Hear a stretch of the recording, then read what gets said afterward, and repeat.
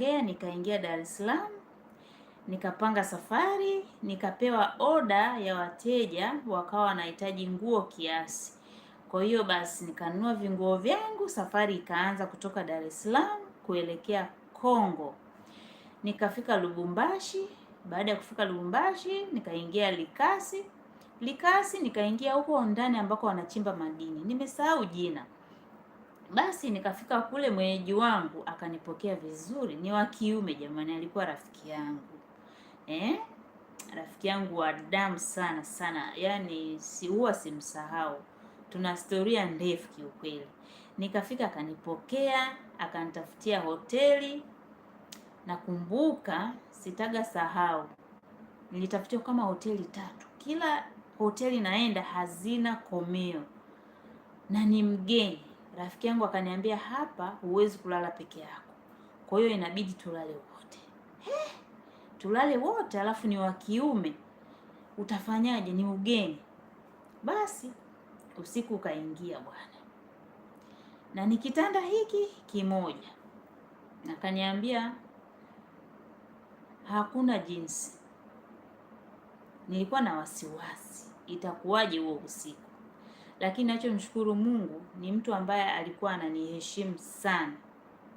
Huwezi kuamini, usiku tulilala, hakunigusa. Nakumbuka tu tukio moja, nilikuwa nimelala, unajua baada ya uchovu wa safari, sijui nini mimi kilinitokea, ila ninachokumbuka nilishtuka kama nimepigwa shoti ya umeme. Kumbe yeye alikuwa ananiamsha, anataka kuongea na mimi usiku. Nikaamka, namuuliza vipi, na akaniambia kweli umeshtuka sana. Nikamwambia kuna nini? Labda nikajisi labda nimelala vibaya, nimechoka. Mpaka alikuwa ananiambia kama nilikuwa naota fulani. Basi akaanza kunieleza maneno yake, sijui nadoa nini. Nikamwambia naomba usiniguse. Ukinigusa mimi na wewe tunaishia hapa na hutakuja kuniona kwenye maisha yako. Kwa hiyo naomba uniheshimu, kwa sababu siko tayari kufanya hicho unachokitaka kufanya. Lakini yeye alikuwa ananiamsha, anataka tu kunieleza maneno ambaye siku nyingi alikuwa anataka kunieleza tukikutana ana kwa ana, na ni muda mrefu ambao tulikuwa tujaonana. Kwa hiyo yeye kwake ilikuwa ni wakati sahihi wa kunieleza hayo mambo, na akasema anataka kuniambia hivyo vitu usiku kwa sababu anaamini usiku umetulia na Mungu anasikia maombi ya kila mmoja. Nikaambia naomba niache, nimechoka, nahitaji kulala. Haya uliyoongea nimekusikia, lakini siko tayari. Mwanaume kama mwanaume, unajua alijikaza. Usiku kaisha, asubuhi jamani, chumba kimoja ni changamoto, lakini nilikuwa nimefunga roho tu, sina namna. Nikakaa pale siku 3, tukawa tumekutana na wateja, nikawapa zile nguo zao, nikawa nasubiri wanilipe madeni hayakulipwa. Nilifika tarehe ambazo watu hawajapokea mishahara, basi niliwaelewa, nikasema kwa sababu nitarudi tena nitakuja kuzichukua pesa. Basi wakati wa kuondoka nikachukua na oda zingine, na nilipofika Lubumbashi nikanunua vitenge nikarudi navyo Dar es Salaam. Nilisambaza kwa baadhi ya watu, vingine nilidhulumiwa. Unajua mimi kiukweli biashara mimi siwezi. Na ile safari ya kwenda Congo kurudi nilifanya kama mara 3. Baadaye nikaona kabisa hii biashara mimi siwezi na sioni faida. Nikamwambia rafiki yangu, ndugu yangu, mimi hapa siwezi, naona hakuna kinachoendelea. Basi akaniambia haina shida, wapi umejaribu imeshindikana, basi tuangalie maisha mengine. Kwa hiyo nikawa namsumbua, basi nisaidie kutafuta kazi, ananisaidia kutafuta kazi hatupati. Nahangaika kutafuta kazi sipati. Wakati huo nilikuwa naishi Kitunda. Baadaye nikasema ngoja nipite kwenye stationery. Nikawa naenda kuandaa CV zangu. Nimefika pale stationery, nimemkuta mtoto wa kiume. Yule mtoto wa kiume ndio mtoto wa mwenye ile stationery. Katika kuongea akaniambia wanahitaji mfanyakazi, na mimi nimesomea kidogo kompyuta. Nikasema hii mimi siwezi kushindwa, ngoja nimwambie mimi niko tayari. Basi nikamweleza, akaenda kumwambia mama yake, wakaniajiri pale. Nikawa nafanya ile kazi ya stationery. Lengo la kuchukua ile kazi, hata kama sikuwa nalipwa mshahara wa maana, lakini lengo langu lilikuwa nipate connection, nikutane na watu pale, nipate kazi yenye maana. Na nyingine ilikuwa nisipoteze ujuzi wangu. Unajua, ukisomea vitu afu ukakaa muda mrefu bila kufanya kazi, lazima utasahau. Kwa hiyo nilichokisema hapa, ngoja nifanye kazi tu, nipate uzoefu, nipate connection. Kiukweli nilipata connection. Akaja kaka mmoja akasema yeye na mke wake wana vibanda vya M-Pesa. Kwa hiyo kama uko tayari, tutakulipa mshahara na ikiwezekana utakaa kwetu. Nitakataa? Na kule nilikokuwa nimepanga sinalipa kodi na sina kazi, nitakataa? Siwezi kukataa. Nikaenda kwa yule dada, nikafanya kazi kwa muda mfupi tu. Baadaye rafiki yangu yule ambaye alinishawishi kufanya biashara Congo akaniambia, Happy, kuna kazi, njoo Kariakoo. Nikatoka pietu mpaka Kariakoo. Ile kazi ilikuwa ni ya clearing na forwarding. Watu wananunua magari Japani, yanapokelewa bandari ya Dar es Salaam na kuyasambaza Congo, Zambia hivyo. Basi mimi kazi yangu pale ilikuwa customer care, kuwashawishi wateja kutupatia kazi. Ile kazi nimefanya. Baadaye kulikuwa kuna changamoto. Kwanza kabla ya hapo nilihama Kitunda nikahamia Chang'ombe. Chang'ombe hapa maduka mawili, kwa sababu ni mbali na kazini. Nikawa nimepanga pale. Nikawa nafanya ile kazi, lakini mshahara hakuna. Labda tu napewa hela ya chakula. Hivyo tu na vinauli. Na nauli haikuwa sana kwa sababu mimi nilikuwa natembea. Basi nimefanya ile kazi, nikaona hapa sitaki kufa yani sitaki kupoteza kabisa, yani nikose kabisa, hapana. Baadaye nikaona ile kampuni haifanyi vizuri. Nilichokifanya mimi, zile karatasi ambazo nilikuwa natumia kutafuta wateja kwenye ile kampuni, nikazitumia kutafuta wateja wangu. Nikasema, Mungu, hapa siwezi kukosa, kwenye 10 sikosi mmoja. Na kweli nimefanya ile kazi, nikapata mteja mmoja kutoka Zambia. Ni rafiki yangu mpaka leo, niko naye Facebook huko. Akanipatia gari 5. Nikazichukua zile karatasi nikapeleka kampuni nyingine nje ambako tulikuwa tunaenda kugongea mihuri. Nikampanga vizuri yule kaka, nikamwambia, naomba kazi hii ikifanyika vizuri, magari yote yakitoka, nipatie nusu kwa nusu, tunakatiana. Akakubali. Kazi tukafanya, magari yakatoka, nikaingiza zangu 2,500 nikaziweka mfukoni. Baadaye tena nikatafuta, nikapata mteja mwingine wa Zambia, akanipatia tena gari, zikatoka. Mwingine alimpata mtu wa Malawi, tukamsaidia kazi, magari yakatoka. Lakini sasa wakati ule baba yetu marehemu Magufuli ndio walikuwa naingia kazini. Kwa hiyo baada ya kuingia kazini, bandari zote za kavu zilifungwa. Zile bandari zilivyofungwa, hakukuwa tena na kazi. Kwa hiyo kampuni yetu ilikufa. Lakini mimi nashukuru Mungu, nikasema hawa wateja ambao nimewapata nitakuwa nawatumia hawa wataniletea wateja wengine, kwa sababu ukifanya vizuri kwa mteja mmoja atakuletea na mwingine, na waliniahidi hivyo. Basi kampuni ikafa. Mimi nikasema sasa hapa siwezi kukaa mjini, kwa sababu hizi kazi zinakuja kwa mara chache, sio kila siku. Nikasema hapa nahama mjini, nahamia kijijini, sehemu moja inaitwa Mwandege kwa Balesa, kama watu wanakujua. Nikaenda kupanga zangu kule chumba cha 25,000 na ile 2,500 yangu na nusu, nikabebea vyombo, nikalipia usafiri, nikanunua vitu ndani kidogo, nikaanza maisha. Ile kazi ya kupata magari ilikuwa haiji vile, umeelewa Baadaye nikaona kabisa na sipati wateja. Baadaye hakuna kabisa kazi. Nawaza sasa hapo itakuwaje? Hapo sasa kitimtimu, nyumba ya watu nishakaa miezi 7 sijalipa kodi.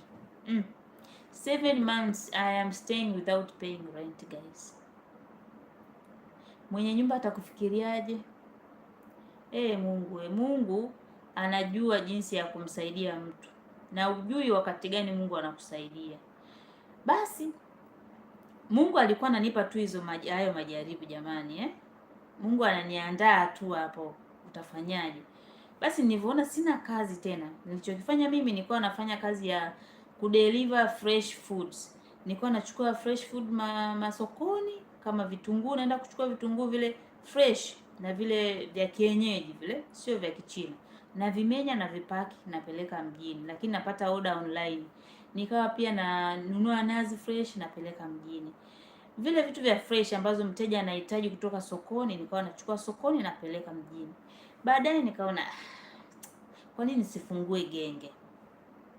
Nikamwomba mwenye nyumba mbele tu barabarani, akanisaidia nikafungua genge langu pale, nikawa nauza nyanya, vitunguu, nini lakini bado nilikuwa nafanya delivering hiyo, napeleka vyakula mjini, hivyo vitu fresh food mjini, narudi.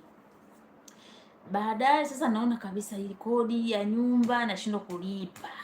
Kibanda kile cha genge hakikidhi kiukweli, yaani nafanya tu napata hela ya kula, nalipa maji, lakini kodi 25,000 ilinishinda. Yaani from nowhere I got a call. Yaani sikutegemea, nilipata simu ya babu mmoja wa Kihindi. Tulikutana mwaka 2012. Wakati nafanya kampuni fulani hivi maeneo fulani ya Pugu Road kule. Yule babu akanipigia simu na mimi nishapotezana naye, sina mawasiliano naye. Alivyonipigia ile simu akaniuliza tu, umeshapata kazi? Wewe umemsikia nani mimi natafuta kazi? He called me and said, did you find a job? And I was like, how did you know that I am looking for a job? And I've been looking for job, I did not get it. Basi bwana, nikamwambia hapana baba. Akasema nataka muulize sasa wewe nani? Na shida. Nikasema ngoja subiri. Akaniambia kesho ndakupigia simu. Siku ya pili akanipigia simu akasema njoo sehemu fulani ufanye interview. Nikaenda Morocco pale. Nikafika pale nikafanya ile interview nikapasi. Na akaniuliza si unajua kompyuta? Nikamwambia ndiyo naijua. Jamani, hebu fikiria mtu tangu mwaka 2016 tangu mwaka 2016 2012 amekuja kunitafuta mwaka 2016. Ni muda mrefu. Na mimi namba nilishaifuta. Mungu amrehemu huko aliko, yule baba alishafariki. Basi nikaanza kazi pale. Lakini wakati naenda kufanya ile interview sikuambia hapa nyumbani hapa huyu mwenye nyumba. Nilipopata kazi nikamwambia mwenye nyumba, mama mimi nimepata kazi. Kwa hiyo godoro na kitanda na kuachia. Nikipata pesa nitakuja kuchukua vitu vyangu nikulipe pesa yako. Tukaelewana vizuri. Nikampigia rafiki yangu alikuwa Tegeta. Nikamwambia ndugu yangu nimepata kazi. Hii kazi siendi kupanga chumba. Nahitaji kiwanja. Nini maana ya mimi nakitaka kiwanja? Nimefikiria hii miezi 7 ndio ishi kwenye nyumba ya mtu. Ningekuwa kwangu hata ningejenga chumba kimoja. Nisingekuwa na amani. Nikamwambia kuanzia leo nakuja kwako. Nitaishi hapo mpaka nipate kiwanja. Kiukweli nilifunga roho. Nilifanya ile kazi kabla ya miezi 5. Nilikuwa nishanunua kiwanja. Cha kwanza ilikuwa 800,000, hata kama ni kidogo kwa mwingine lakini kwangu mimi ni kikubwa sana. Nikanunua hiyo futi 50 kwa 50, nikakiweka. Baadaye tena nikaona mbona kama kiwanja kadogo, tamaa inaniingia. Nikasema ngoja niongeze tena kwa sababu kulikuwa kuna eneo mbele bado anauza. Nikajichanga tena, nikamueleza yule babu punguza kwa sababu nanunua mara ya pili punguza. Akapunguza. Unajua ukiwa na hela mkononi ukimfuata mtu kununua kitu atapunguza tu. Si hela zile akiziona tamaa atapunguza. Akanipunguzia ilikuwa kama 700,000, 600,000. Futi zile 50 kwa 50. Kwa hiyo ikawa 50 kwa 100. Nilimshukuru Mungu. Hiyo ni sababu ya kwanza mimi ilinisukuma kununua kiwanja. Kwanza yani kwamba kwa nini niishi nyumba ya mtu miezi 7 bila kulipa kodi? Kwani mimi nashindwa kujenga hata chumba kimoja? Nikasema Mungu nisaidie. Kingine nikasema mtoto wangu anakaribia kumaliza la 7. Akimaliza la 7 akaenda sekondari, labda babake hanisupport, nitaweza vipi kumlipia huyo mtoto ada, nikalipa kodi ya chumba na makorokoro mengine, nitaweza vipi? Hiyo ilikuwa sababu ya pili. Basi nikasema Mungu nisaidie, huyu mtoto kabla hajamaliza darasa la 7 niwe nimeshahamia kwangu, hata kama ni chumba kimoja cha nyasi na mabati full suit, I don't care. No matter what I will get, even a single room without even not modern, I'll be happy. I told God I want my daughter to finish secondary school, primary school, when I'm already in my house. God, I prayed. I thank God. Mwanangu yuko la 7, nilijilipua na nashukuru Mungu nilipataga support. Mzungu alinipa support, lakini na mimi pia, japokuwa alinipa support, na mimi nilijichanga, niliinua yote, nikaenda kuezeka chumba hiki kimoja. Mwanangu anaenda kufanya mitihani mwishoni huku, nishahamia kwangu. Nikasema hiki ndicho nilichokuwa nimekitaka, niwarudishe nyuma. Baada ya kununua hivyo viwanja viwili, ndipo nilipomwambia rafiki yangu kwamba mimi naenda kupanga saizi. Na nilivyokununua kiwanja, ndo nikaenda kule kwa mwenye nyumba nikamlipa pesa yake. Ndicho nilichokifanya, kwa sababu nilisema si ana vitu vyangu, anaweza akaviuza tu. Kwa hiyo nilivyonunua kiwanja nikaenda kumlipa mwenye nyumba, nilivyonunua cha pili nikaenda kupanga. Kazi zikaendelea, nikawa nafanya kazi, nikafanya kazi miaka 2 kwenye ile kampuni. Baadaye figisu makazini nini, nikaona isiwe shida.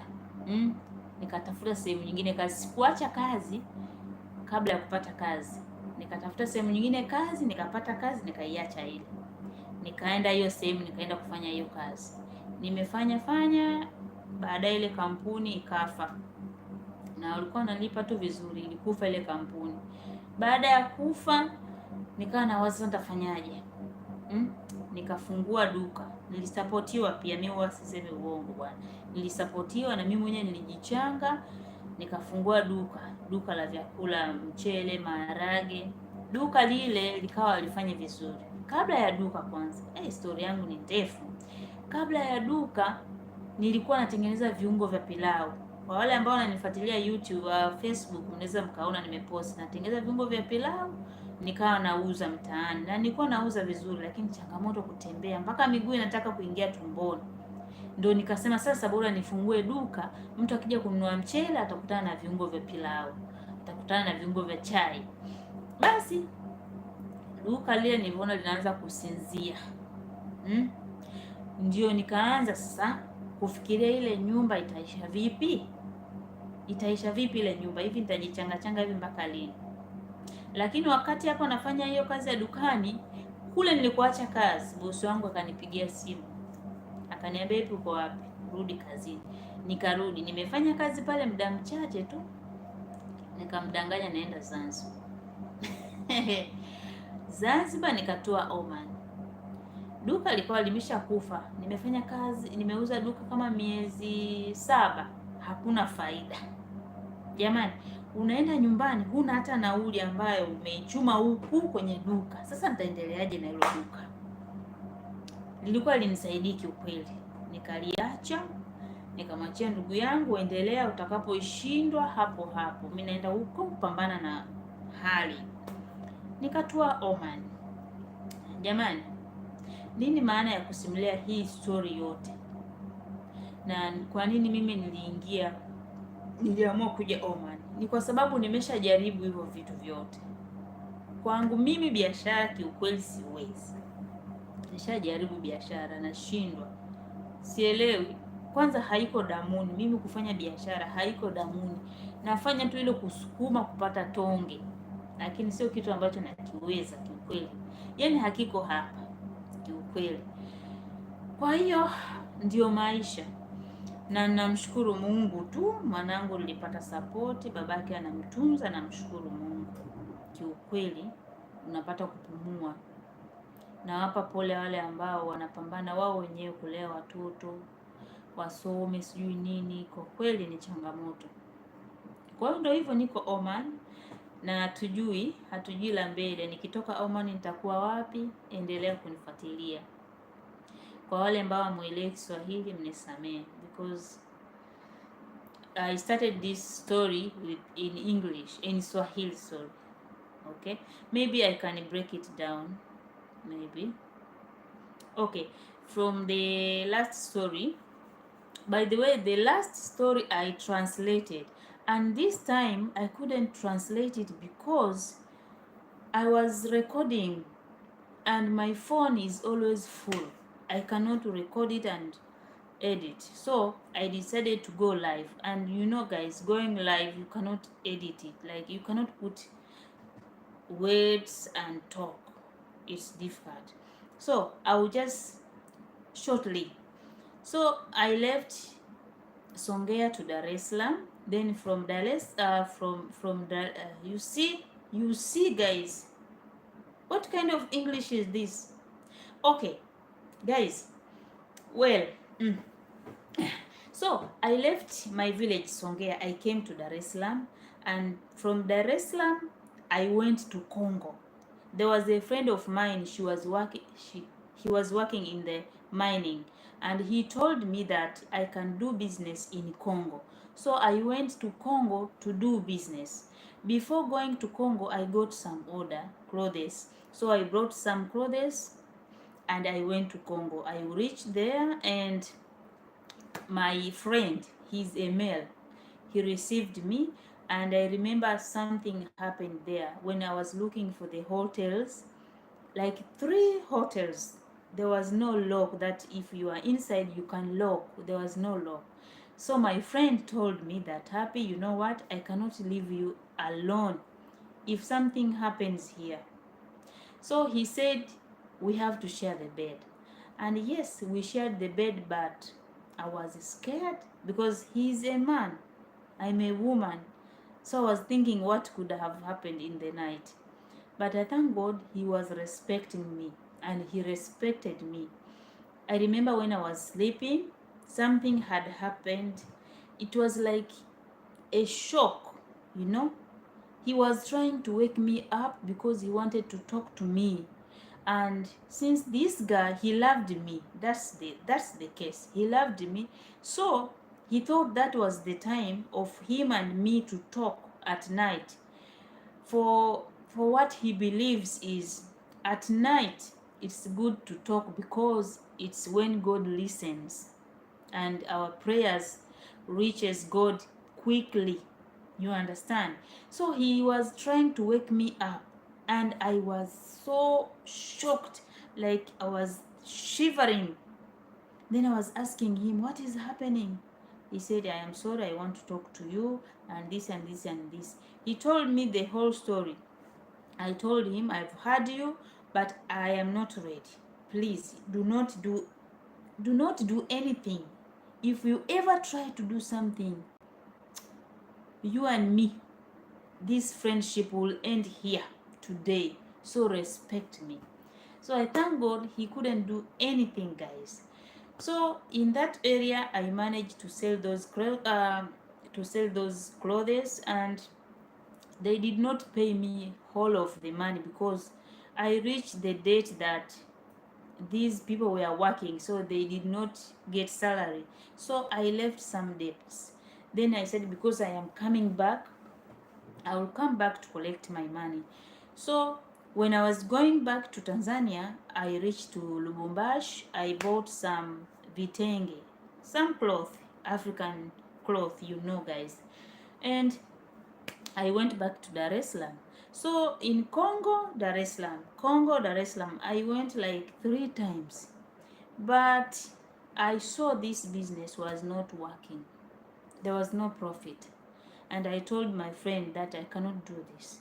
So we decided to stop the business. And from that moment, I started looking for a job around Dar es Salaam. I couldn't find a job. But one time I was walking from my house to the stationery. I was going there to make CV since I am looking for the job. And in that shop, I found a young man. That man was the son of this stationery owner. And when we were talking, he told me that they are looking for the lady or anyone to work in the stationery. And since I learned some computer, I told him I am ready to work, even if you don't pay me, but I am ready to work. And why I said this? I said this because I wanted to get connection in that stationery, because I knew some people might come, maybe I might get job from there. And I started working there. Then later, another guy came in. He and his wife were looking for someone to work in a mobile shop. And that guy, he told me, if I am ready, I can stay in their house, even bring my daughter. I said, God, this is it. So I left this stationery and I started working in this mobile shop. Mobile shop. Okay? In Tanzania, we call Tigo Pesa M-Pesa. I worked there, and again, this friend of mine who called me, who he convinced me to go to Congo, he told me that, Happy, there is a job in town, Kariako. Everyone knows Kariako. So I left that area, I went to Kariako. When I was there, I did the interview and I passed. The job was a customer care. Yes. And the company was clearing and forwarding. So I was the one who's convincing customers to bring us job, so we can clear their cars and deliver them to Zimbabwe, Zambia, Congo, Malawi. When I was working in that company, it was not like I was paid. They were not paying me salary. All I could get is little money for eating sometimes. And from there, when I saw this company is going down and they are not paying me, what I did was the same paper that I used to convince customers to give us business, I used the same one.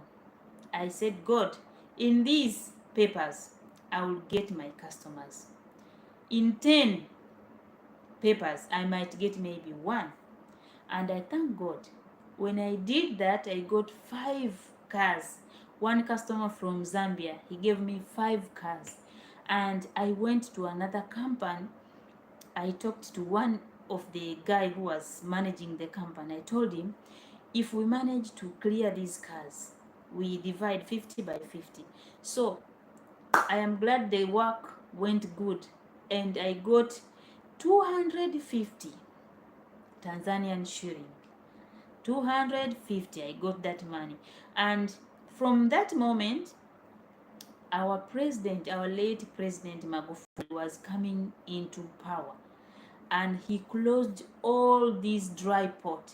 From there, these company who were dealing of clearing cars, they were all gone. And our company also, we lost the company, we lost the business. So I lost the customer too. I left the city. I went to stay very far from the city.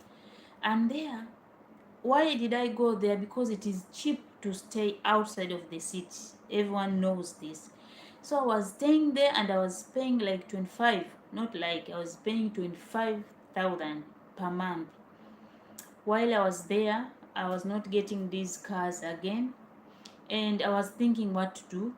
The first thing I was doing, the first business, was delivering fresh food. I was buying food from market and I find customers online. I send, like I was going to town to sell it.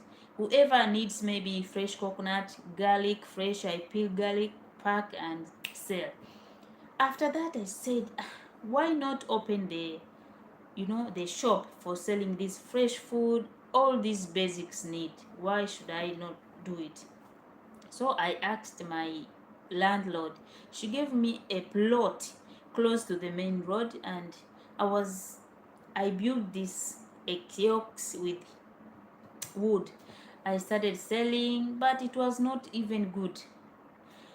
I was able to eat, to pay water, electricity, but I couldn't pay rent. 25,000. It was hard for me to get. So I stayed there in that room for 7 months without paying rent. Guys, can you imagine? And I was thinking too much. Then from nowhere, there was this Indian old man. I met him 2012 when I was working in one of the company in town. So he called me and said, "Happy, did you get the job?" And I was like, who told him I am looking for a job? Because this guy, I've never spoken to him since 2012 until 2016 September. Then I said, who's this? That was God, guys. It was God. So I couldn't ask who's him, because from the way he was talking, I knew he's not a Tanzanian, because the Swahili was not sounding like a Swahili person. Then I waited. Then the next day he called me. I went to do the interview and I passed. He asked me like, "Can you do computer?" I said yes. Even I had forgotten some of the things, but I couldn't refuse the job. I said I will do it. And also, if you train me, I will do the job. I started working there. Before that, guys, I left this house because I did not pay rent. So I gave my landlord the bed, this bed and the mattress. I told her, when I find money, I will come and pay you. So she hold these things for me. And from there, I asked my friend, please, I am coming to stay with you until I find my own plot. I will not rent. And what she said is okay. So I went to stay with my friend for the purpose of buying my plot. Because I was thinking, if I rent again, the salary was just 200. I cannot pay rent. I cannot save for buying the plot. Yes, I can, but I cannot get it in the time that I want. So I stayed with my friend. Before 5 months, I was able to buy my land, and it was 800 Tanzanian shillings. It was 50 by 50 foot. And from there, I said, oh, this land is not enough. What will I do? I want to build and have some space for growing vegetables like this. I am a village girl. So again, I added another plot in front of me. Guys, I was really disciplined. I was earning little, but I was able to save and get what I wanted. For the first time, I was so disciplined. And why did I buy this land? Because I was thinking staying in someone's house for 7 months without paying a rent. What if I buy a land and build one single room? Will it not be good for me? Will I not be happy and have peace of mind? I said, God help me. And God really helped. Also because I was disciplined. I was not that kind of girl who would go and buy random things. Never. I could wear the same clothes for the rest of those months. But I thank God I managed to get those 2 plots. But when I got that first plot, I went to my landlord, I paid her money. Then I finished buying another plot. Then I told my friend, now I am ready to go and rent. So I left my friend and I went and rent. And another thing, why did I buy that land? It's because of my daughter. I was thinking, if my daughter finish primary school, how am I going to pay rent for my room, pay for her school fees? I don't want to mix things. I said, God help me, before my daughter finishes her primary school, I want to have my own place. Even if I will have a single room, I don't care. As long as I am living in my house, I don't care. And that's what happened. When my daughter was almost finishing her primary school, I was already staying in my house. And the good thing is I had a boyfriend. that boyfriend also supported me. It's not only him, me too, or I helped myself, because I was not even trying to have good things for myself. Even in my birthdays, guys, I could not even buy a cake. I could not even buy good clothes. Okay? So I was disciplined. And I thank God, when my daughter finished primary school, her father took her. I thank God. I was saying, I feel sorry for those ladies who are there for their kids, everything for them. Their fathers are not doing anything. I feel sorry for them. I just pray to God. May God give them strength, and may God bless them with a lot of money. Yes, we need money to support our daughters, our sons. And that's it, guys. I am sorry if my English is not good. I've never born in England. I am a Swahili person. I am learning.